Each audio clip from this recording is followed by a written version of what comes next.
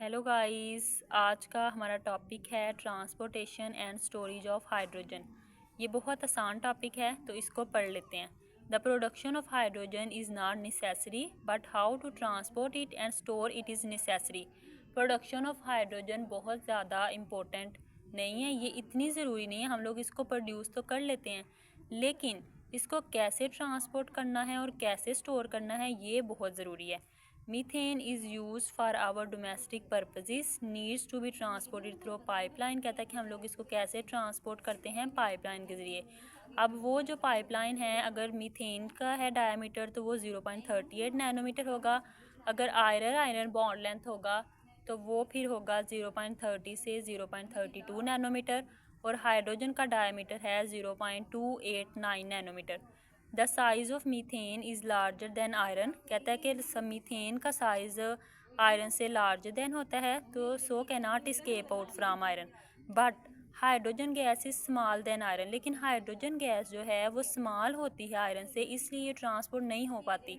तो इसके सोल्यूशन के लिए हम लोग PVC यूज़ करते हैं।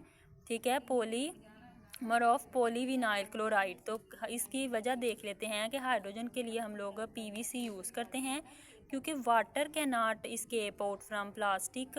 वाटर जो होता है वो पास आउट नहीं हो पाता प्लास्टिक के, लेकिन इसके ऊपर तो लेयर ओवर लेयर प्रेजेंट होती है जो कि ब्लॉक कर देती है हाइड्रोजन गैस को। फिर इस मसले को हल करने के लिए हम polymer of polyvinyl chloride use करते हैं, जो कि सूटेबल होती है इसको ट्रांसपोर्ट करने के लिए।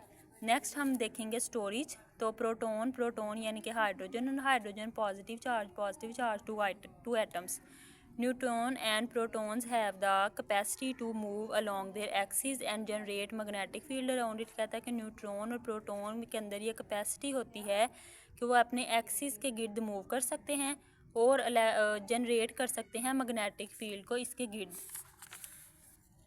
नेक्स्ट, इस केस में हम लोग दो टाइप्स के हाइड्रोजन पढ़ते हैं, पैरा हाइड्रोजन और ऑर्थो हाइड्रोजन। ये बेसिकली उसकी पोजीशंस होती हैं, उसकी मूवमेंट के मेथड्स होते हैं। तो इस केस में क्या होता है कि पैरा हाइड्रोजन में मैग्नेटिक फील्ड कैंसिल हो जाती हैं, क्योंकि वो पैरेलल और परपेंडिकुलर, देखें डायग्राम्स में दिखाया हुआ है कि पैरेलल और परपेंडिकुलर मूव करती हैं, जिसकी वजह से वो फिर कैंसिल हो जाती हैं।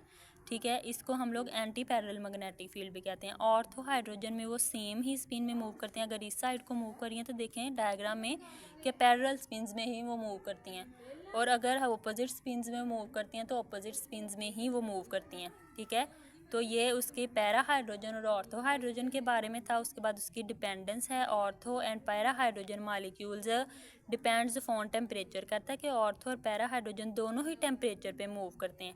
अब हम लोग इसके मेथड्स पढ़ लेते हैं। मेथड्स इसके होते हैं दो तरह के, इसके तीन मेथड्स हैं। हाइड्रोजन को स्टोर करने के बेसिकली कितने मेथड्स हैं? तीन। तो हम लोग पहला मेथड देख लेते हैं। पहला मेथड है दीवार फ्लास्क। इसके अंदर इंसुलेटेड मटेरियल का क्या रोल है और इसका स्टोरेज टाइम कितना होता है, ये हम लोग पढ़ेंगे।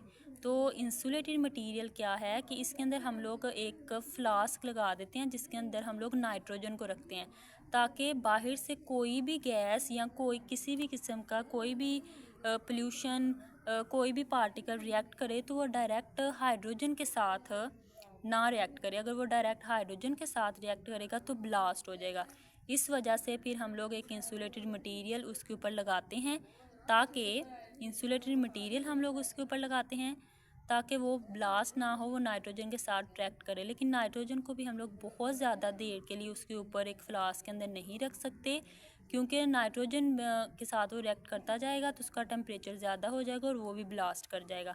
यही चीज़ मैंने इसके अंदर लिखी है, आप देखें कि other than insulation material some vacuum में also use, so it heat come from the environment to pass vacuum unfortunately then it is direct contact with nitrogen. फिर वो नाइट्रोजन के साथ डायरेक्ट कॉन्टैक्ट करेगा, ना कि हाइड्रोजन के साथ।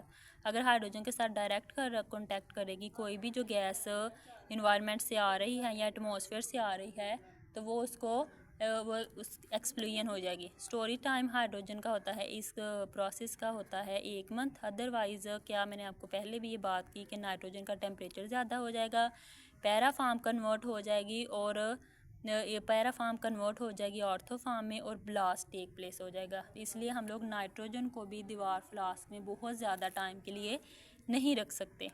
उसके बाद नेक्स्ट प्रोसेस है लैंथेनम निकलेट हाइड्राइड। इसका ये फार्मूला मैंने लिखा हुआ है, lanthanum and nickelate are 1.5 ratio respectively.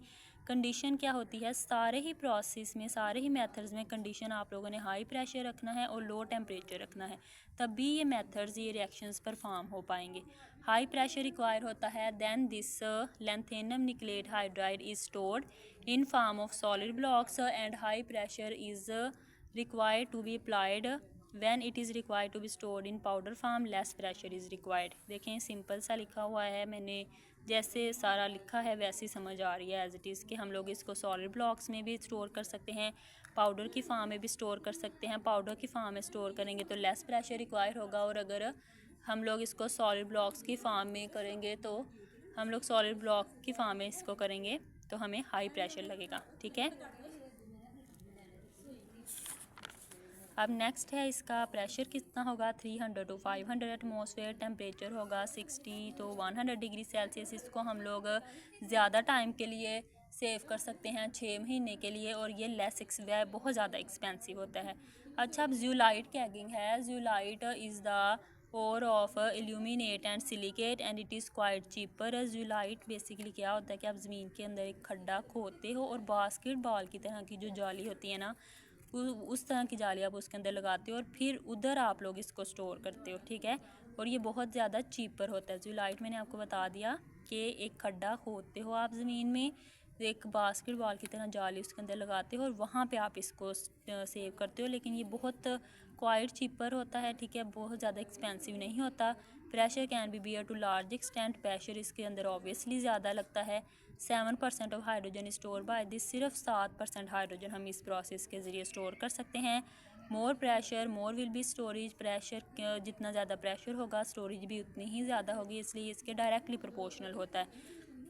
Pressure इसका है 400 to 4000 एटमॉस्फेयर और टेम्परेचर इसके अंदर हम लोग यूज़ करते हैं 250 डिग्री सेल्सियस। तो ये बहुत ही आसान सा टॉपिक था स्टोरेज ऑफ हाइड्रोजन फ्यूल के बारे में। ठीक है, तो ये मैं आपको देखें, transportation and storage of hydrogen.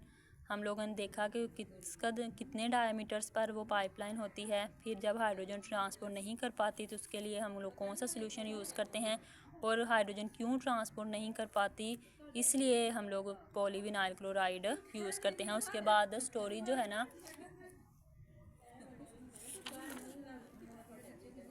Para hydrogen और ऑर्था हाइड्रोजन है। ठीक है, डिपेंड, ये पैरा हाइड्रोजन और ऑर्था हाइड्रोजन बेसिकली उसकी मूवमेंट थी। ठीक है, मैग्नेटिक फील्ड इस प्रोसेस में, इस मेथड्स में यूज़ होती है। तो उसके बारे में हम लोगों ने पढ़ा कि पैरा हाइड्रोजन और ऑर्था हाइड्रोजन की बेस पर हम इन मेथड्स को परफॉर्म करते हैं।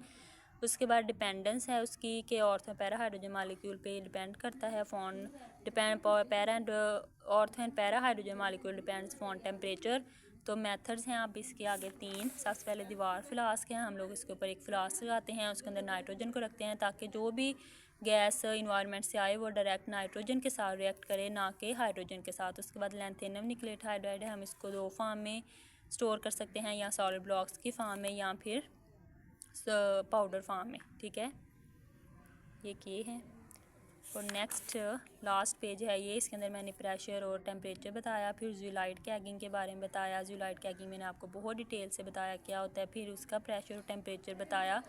आई होप कि आप लोगों को ये टॉपिक समझ आ गया होगा बहुत अच्छे तरीके से। अगर ये लेक्चर आपको अच्छा लगा हो तो लाइक और सब्सक्राइब ज़रूर करिएगा और मुझे दुआओं में याद रखिएगा।